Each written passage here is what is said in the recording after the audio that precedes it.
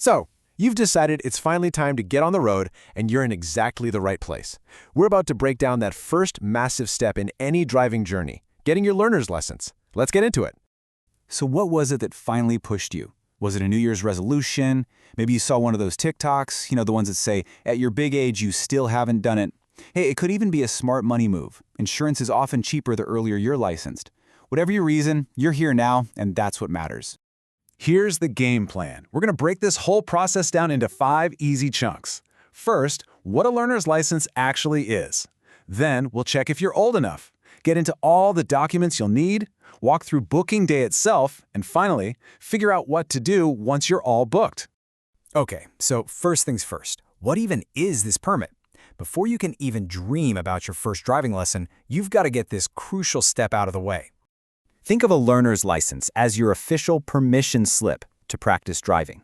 It's basically a certificate that proves you've passed the theory test. It says, hey, this person knows the rules of the road, they get what the signs mean, and they understand the basic controls of a car. It's all the theory before the practical. You just can't skip it. Now listen up, because this part is important. Your learner's license is only valid for 24 months. That's 2 years. Once you get it, a clock starts ticking. You've got that long to pass your actual driver's test. You really don't want to go through all this trouble just to have it expire on you.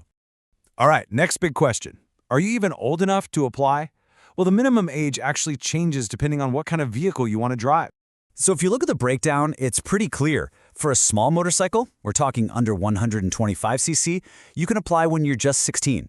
For a regular car, which is a Code B or a Code 8, the minimum age is 17. And for the big stuff, like heavy trucks, that's your Code 10 or 14, you've got to be 18. Okay, this is a super important point, especially for all you 17-year-olds who are itching to drive a car. You can absolutely 100% get your learner's license right now. It's a great way to get a head start. But, and this is a big but, you still have to wait until you turn 18 to take that final practical driving test. And now for the paperwork. I know, it's the boring part. But think of this as putting together your toolkit for booking day.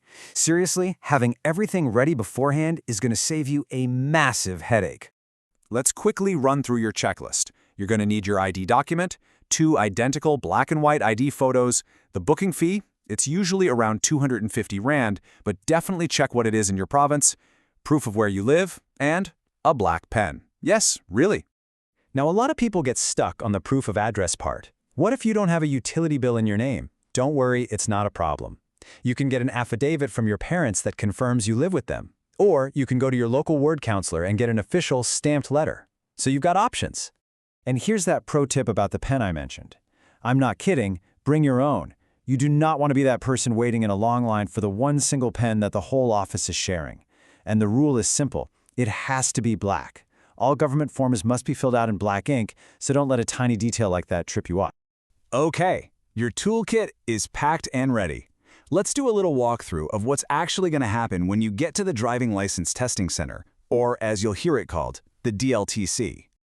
The whole process is actually pretty straightforward. First, and I cannot stress this enough, get there early. You want to beat those queues. Once you're inside, your first stop will be the eye test. After that, you'll hand in all your forms and pay the fee, then you'll book your test date, and finally, you'll walk out with that super important receipt.